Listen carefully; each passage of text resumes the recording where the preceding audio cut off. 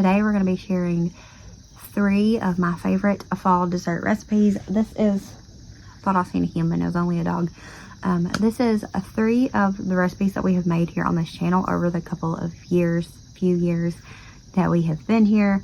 I think the first 2 is actually from the first year on YouTube. Things, it's definitely one of them. It's something that I've shared multiple times, but it's the 3 things that I've made here and I really enjoyed the most. One being fairly recent, just a few weeks ago, but I have been obsessing over it and I've been wanting to make it again so bad, so I haven't got to. So I thought I would share that again just in case you missed that video. But I wanted to share 3 of our most favorite, well, mine, because 2 of them are pumpkin, and my family are not pumpkin people, but I am a pumpkin person 100%. But I wanted to share those.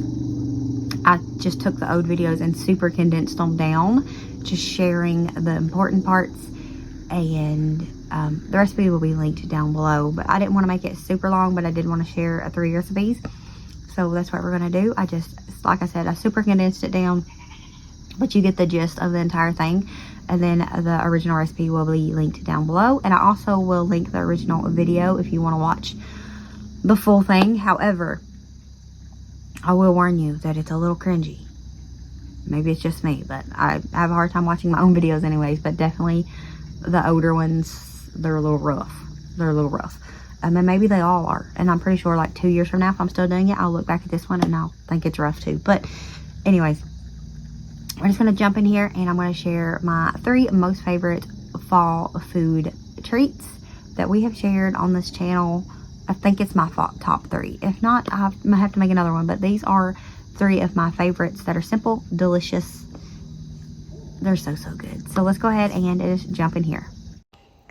So the first up is going to be the MVP. Y'all know that I love my pumpkin around here, and pumpkin roll is definitely a favorite. I'm going to be making one very soon for a family reunion.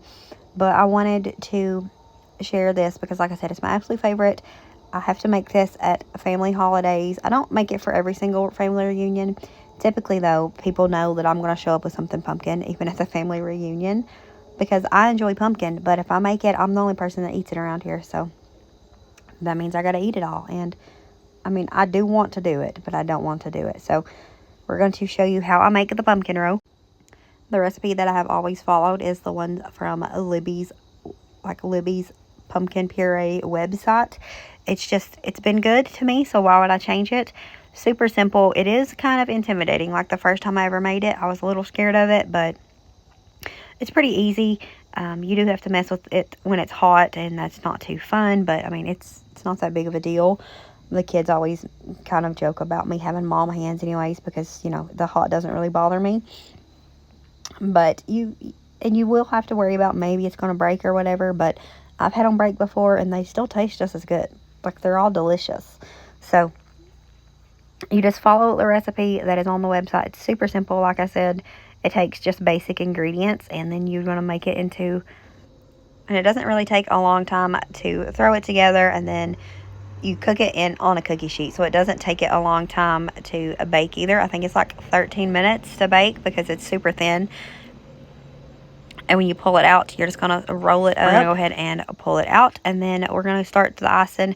You want it to be completely cool before you put icing on it, though. I do let it cool for just a minute or 2 before I start wrapping it up.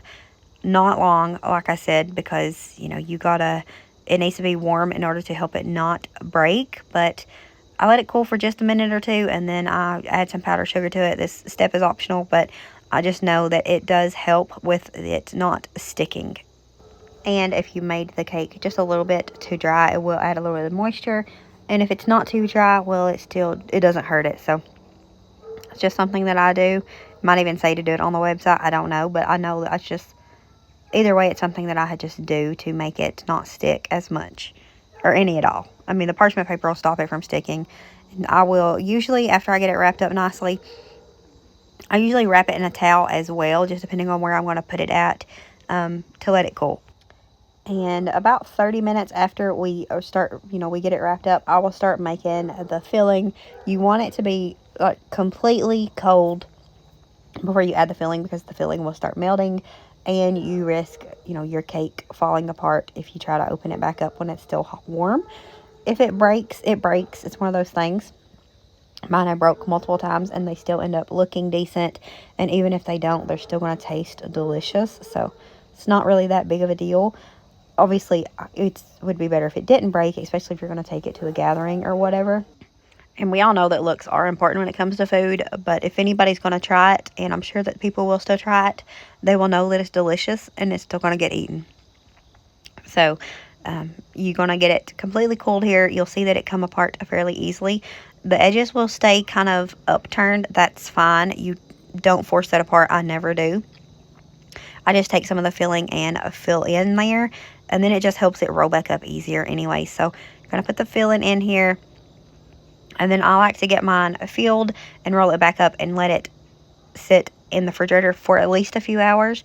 Overnight is actually probably better to make sure that cream cheese gets nice and set back up.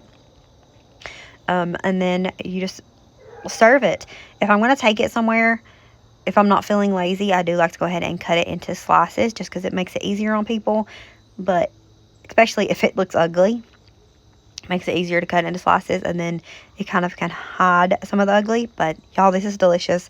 It is one of my favorites, and it is definitely something I have to make at least once, usually 2 or 3 times a year. The second one that we're going to share, now don't be thrown off by my strawberry ice cream there. It's all we had. We made do with what we was working with. This is the caramel apple dump cake. I made this just a few weeks ago, but it is delicious. It's been one of my favorite recipes that I've made. I think it was so good and just moist, and it was so good. I need to make this again, like fairly soon. So we're just going to share making it. I will share the recipe down below, like I said.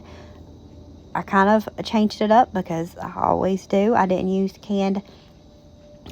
a store-bought pie filling. I used home canned apples. This recipe is the whole reason I'm going to the orchard this year, to get more apples to can, because I need to make sure I can have this in my life at any moment, because it was so good.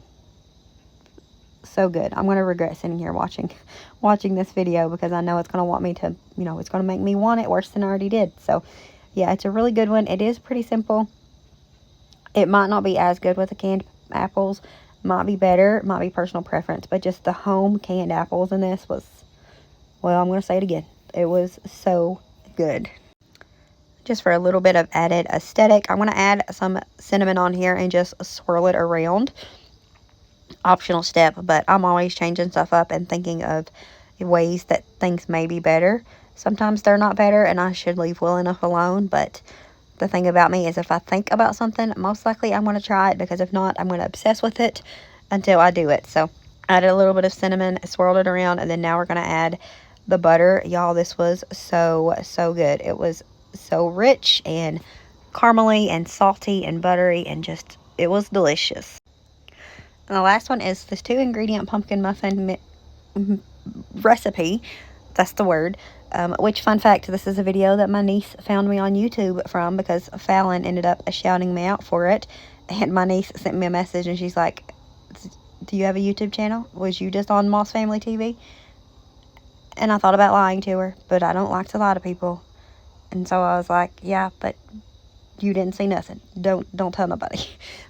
It's fine. But in that recipe, in the original, I used a sugar-free bread mix. This is just bread mix and pumpkin mix puree. That's all it is. You don't have to use sugar-free. I actually meant to get me a cinnamon bread mix today at the store, and I forgot, because I wanted to make this. I grabbed a thing of pumpkin just because I was walking by and they had an end cap of it. But I want to make this without the sugar-free. I think I was doing like a sugar-free challenge at the time or something. I don't know. Maybe I just wanted the sugar-free. I don't know. It was good, though. I mean, it was really delicious just as it was. But y'all know sugar makes everything better. I mean, that's one of our mottos around here. So I wanted to do this again with, and try it with actually the sugar normal bread mix. I think Fallon ended up using the normal one when she made it and said it was really good. But I need to try it with normal. I've made it a couple different times using the sugar-free, but I'm sure the normal one will be just as good. Probably better. So super simple. You just take the cake bread mix, it's a bread mix, and the pumpkin puree, and mix it together. And I've used this and made mini muffins. You can use mini ones or big ones. And y'all, these was so good. I remember them being so good and moist, and I'd like to have some right now. I'm sitting on the porch. It's kind of chilly out here. I could definitely go for that. That looks delicious. Alright friends, and with that, that's going to be it for this video. I hope that you enjoyed it. I'm thinking about doing one with some savory things as well, because there's a couple of those that I really like. And I've been wanting to make one anyways. And so I was thinking maybe I'll do a savory. We'll see.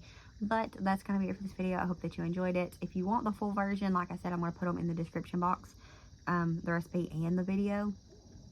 But I just wanted to do a little quick share of some of my favorites. Maybe give you all some ideas and whatnot. But that's going to be it. Thank you guys so much for watching. We'll see you all next time. As always, remember to show grace, be content, and live blessed. Bye, friends.